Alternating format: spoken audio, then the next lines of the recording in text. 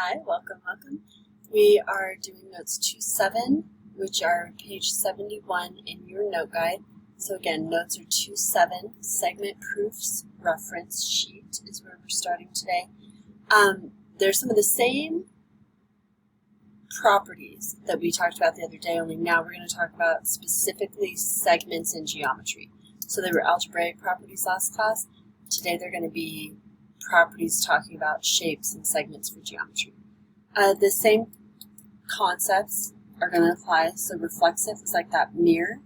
So if a line segment AB would be congruent to line segment AB, it's going to be the exact same. Symmetric property is one that flipped. So if I said line segment AB was congruent to line segment CD, I could flip-flop those and say that line segment CD would be congruent to line segment AB. And then transitive was one that was like a train or syllogism. So if I said line segment AB was congruent to line segment CD, and that line segment CD was congruent to line segment EF, I could then say that line segment AB would have to be congruent to line segment EF. And you can connect them that way. Okay, now there's going to be one thing in the proofs that show up often also. Like these are going to be rules that show up often. This definition of congruence, which anytime you see it change signs, it's going to be definition of congruence. So if I said line segment AB was congruent to line segment CD, I could then say the value of AB was equal to the value of CD. And if I told you that the value of AB was equal to the value of CD, I could then say that the shape, the line segment of AB, would be the same shape and congruent to the line segment of CD. So basically it's the same thing, the signs just change. So if that ever happens in a proof where the signs change, your reason is going to be definition of congruence every single time. Okay, this next one is definition of a midpoint. Definition of a midpoint means that if M is the midpoint of AB, from A to M is going to be equal to the value of M to B. You could also say BM if you wanted.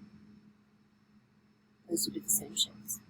So I know that if I had a line that was AB,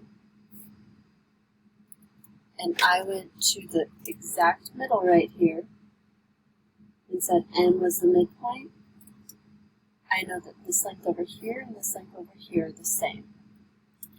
One other thing I'm going to put up here in this set of notes, the definition of congruence.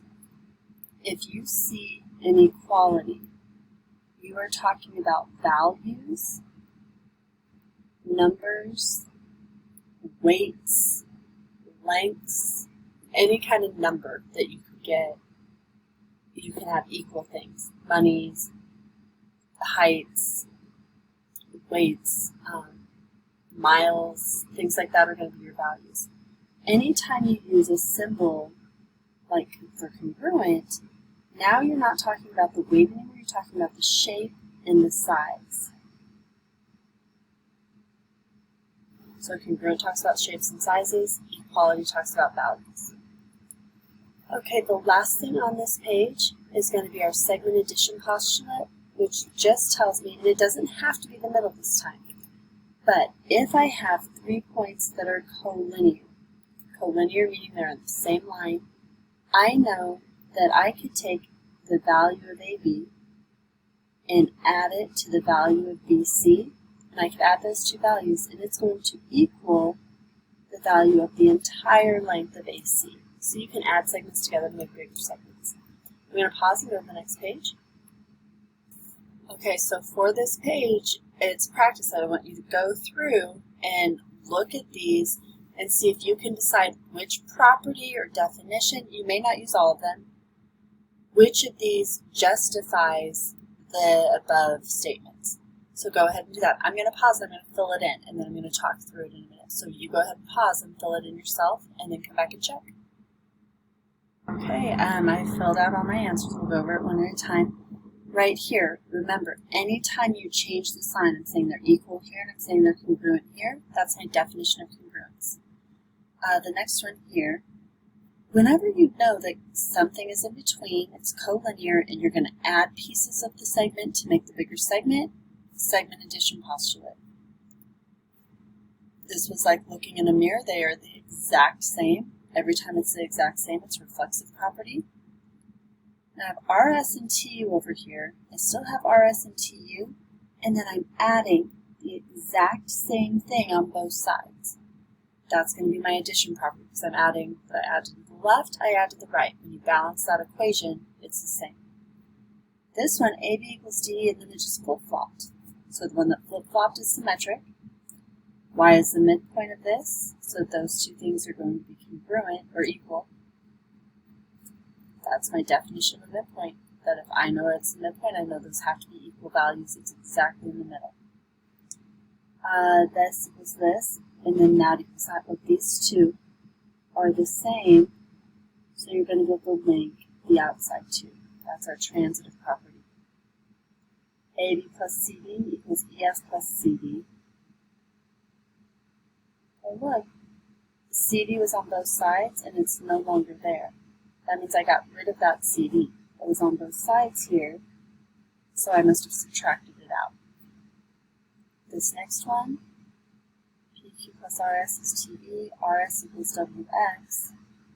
Then, so they took this RS and they substituted that in for WX there. That was my substitution property here. This one again, if those are equal and LPN are collinear, that means P has to be the midpoint. So it's set it in reverse order, still definition of a midpoint. UV is congruent to UV or equal. Again, whenever they change those signs, definition of congruence. And then the last one here, this one's a little bit tricky. But notice that DE is no longer on this side and it's being subtracted over here. That means it was subtracted on both sides. That was subtraction property. So you subtracted DE over here, and you subtract DE over here. It cancels here, and then it ends up on the other side. Okay, so these are this is our property bank. I would take an orange highlighter, I'd highlight it, and another trick that I would do in my notebook is I would take a different piece of paper and I would put it underneath this sheet. So if you're going to do this, it doesn't get on any other sheets. It's just going to get on the corner of the sheet. This is an important piece of paper you want to be able to flip to and find pretty easily. I would highlight the edge of this paper. You don't have to do the whole side or anything, but now when it's back in your notebook, that's going to be something that stands out. You would be able to flip to this page pretty quickly and easily if you wanted to. You could also use a Post-it note or something, but those tend to like bend and get ripped and stuff pretty easily. So I would do this, and then I can flip to that page pretty nicely. I'm going to pause and I'm going to go to the next page. So this next page, I don't really know why we have two of them. First, we were maybe going to cut them in half, but we have two in here. You don't need both. These 6 boxes are the answers on your next page. It's not in that order, but you're going to have to figure out which of these is the correct solution, the correct reason for each statement. Those are all the reasons for number 1, all the reasons for number 2, 3, 4, 5, and 6.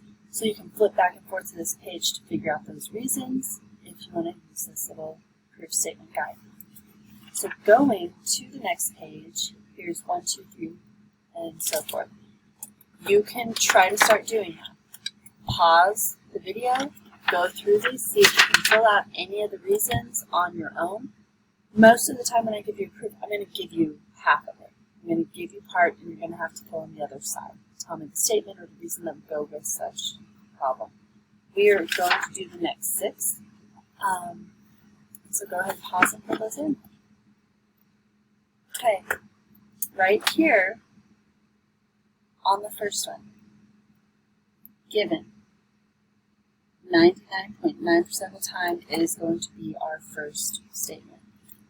Now, one thing that I want you to pay attention to is because whatever they tell me up here, they told me this was a midpoint, that's what I'm going to have to use to fill in that next piece.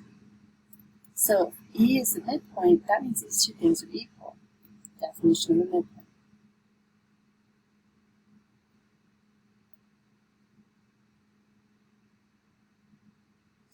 And I could also come up here, and I'm going to just draw that on there, two little tick marks, so I know that they're equal.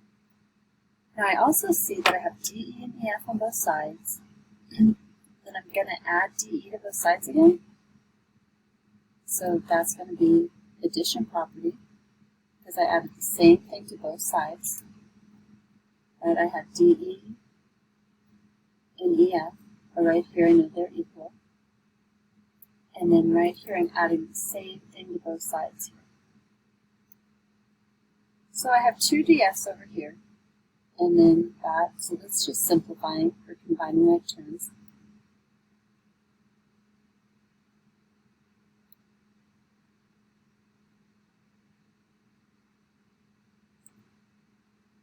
Now, DE plus EF equals DF. Where did that come from? Well, I have two DEs equal this right here, and this right here equals DF, and I want to get to this down here at the end.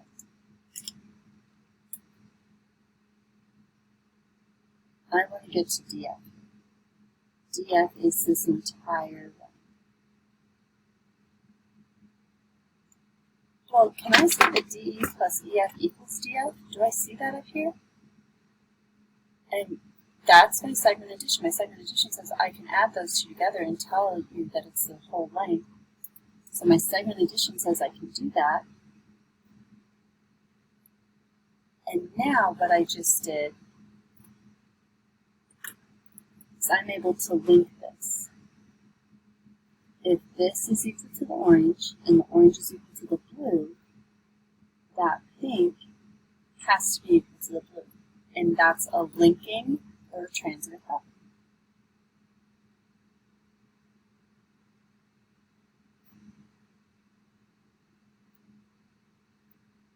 Okay, so the next one here.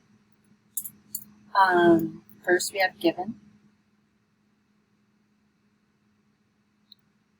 And look, the only thing that changed here were my signs. If you notice, from here to here, I went from congruent to equal. Whenever that happens, my reason is going to be definition of congruence every single time. So then I have KL equals LM. Well, I'm going to mark everything. I know that KL equals LN, and then I know that KLM equals LN. Well, since those are equal, I can kind of connect that. If I know that KL equals LM, LM is here and here. And I know that KL equals LN and LN equals LN. I can link those together. It's my transitive property.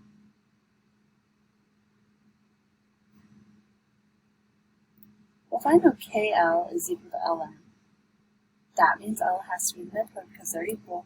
So that's my definition of midpoint. I know they're tricky, and I know I'm just going through them. A lot of the things that you have to do with the proof is you have to look at what you have and what justifies it, what logically happens. And the thing is a lot of them are going to be the same ideas, the same steps, and you just have to start memorizing stuff. And you might not be able to fill in all 6, but hopefully you could fill in like 4 or 5 of them, all right? And then you're going to get like 4 out of 6 points, and that's a really good score. So just remember that you might not get all of the points, but see if you can identify most of them and you can start to recognize the patterns that happen.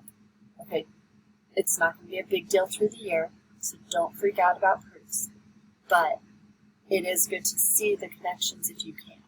So going to the next one, I'm going to talk through this one as well. Hopefully you paused and tried to fill in everything you can. The first one is given up there.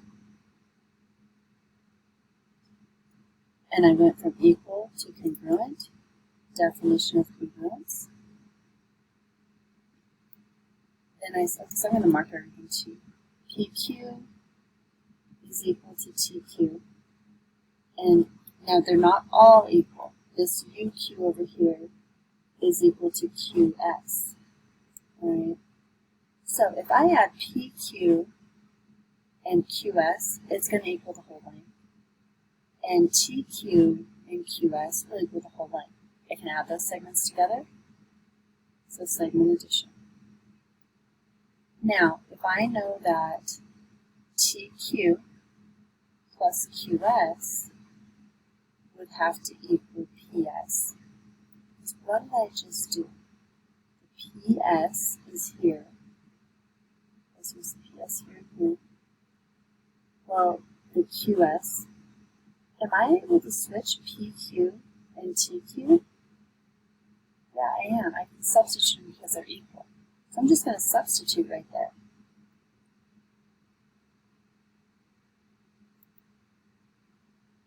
I took that and substituted it in. And TQ and QS equal TU. Can I put QS in for QU? And yeah, I can because I can substitute. So there we go. So now, I now have here PS equals TU. Well, are these two things the exact same? So if I see these in this is the same as this, I'm going to be able to connect that to that to that to that, and I can say those have to be the same. If PS is equal to this, and this is equal to TU, they have to be equal because it's my transitive property.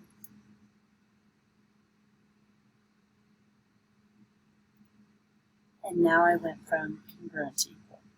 Definition of congruence. Okay, so again, a lot of it is just seeing, can you identify pieces in there and can you connect them? Going to the last page that we're going to do today, these three. I'm probably going to pause and fill them in, and then I'm going to talk through them with you. So go ahead and pause, see if you can fill in any pieces you see that you know would have to be the answer, and then come back. Okay, so I started filling some of these out. Given, when you have midpoint, the next one tells you their definition of midpoint. Now, this next one, JK is equal to KL, JK is equal to MN, up here, that's given. That was a second given. Every now and then we separate them, and so you have to kind of keep an eye out for that one. It's a tricky one. Every now and then they separate the given. So now I'm going to substitute JK is equal to JK is equal to MN. So I'm going to put that MN in right there. Because that was this right up here. JK is equal to KL. Instead of JK right here, I'm going to put MN in there. And when I have that in this other piece, if MNs are right there, I know KL equals MN and MN equals LM. So I can say these two circle ones have to be equal because I transitive. If I can draw like a little snake to the other one, I can do transitive. So right here, I'm just going to flip that over and say KL equals LM. That's my symmetric property to flip it. And then I add the congruence symbol, definition of congruence.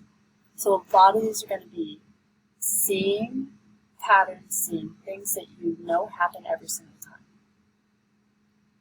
The next one's here, given. Congruent to equal, definition of congruence.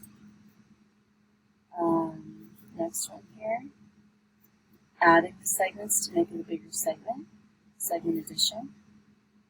And then I'm going to substitute and see what we substituted exactly. Let's check.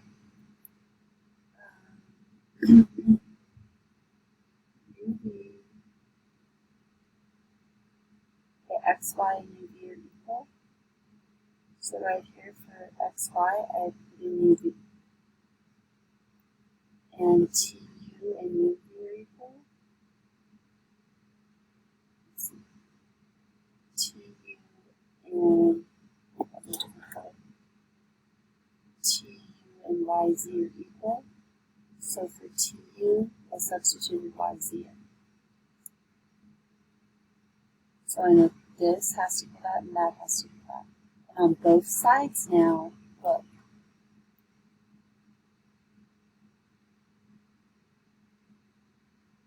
I'm going to have to be able to connect these to get the xz and the tv by itself. So if xz equals this, and this,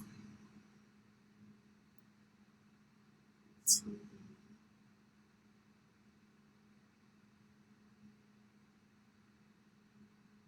you connect those by transitive property from here to here, and then you want them congruent to equal. uv plus yz equals xz. So uv plus yz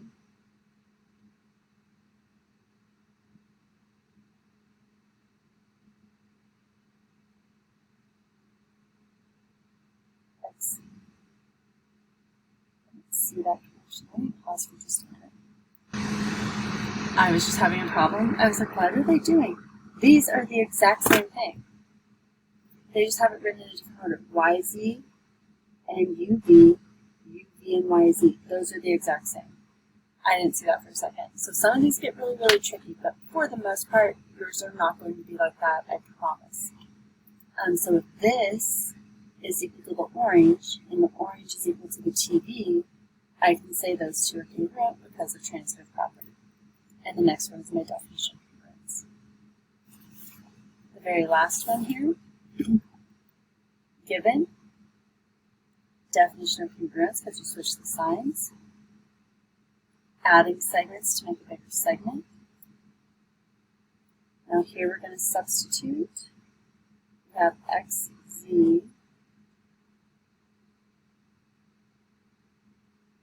xz is here, so xy, yz, I know that xy is equal to vy, so I substitute that in. I know that yz is equal to wy, so I just substitute both of those in. Because what I want to do is if I know wy equals yz and xy equals vy, I want to prove at the end that xz, this length here, is going to be equal to this whole length vw here. So if that's where I want to get, I've got to somehow prove that those lengths are the same.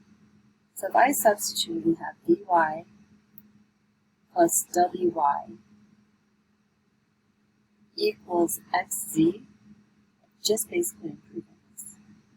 And segment addition for the other one, vy plus wy equals vw. But these two things right now are the exact same. And when those two things are the exact same, this equals the yellow equals the orange here. I can now tell you that the orange and the W are equal from that transitive property. And then the last one, I go from the values of those to the shapes, and I just tell you its definition of congruence. Okay, so that is it for the notes today. You have an assignment on Alex. I think there's only like 3 problems, but it's proofs and connecting some of these ideas. It might be a little bit tricky if it do your best, all right? I do want you to do it on Alex tonight, so good luck, and I will see you in the next class.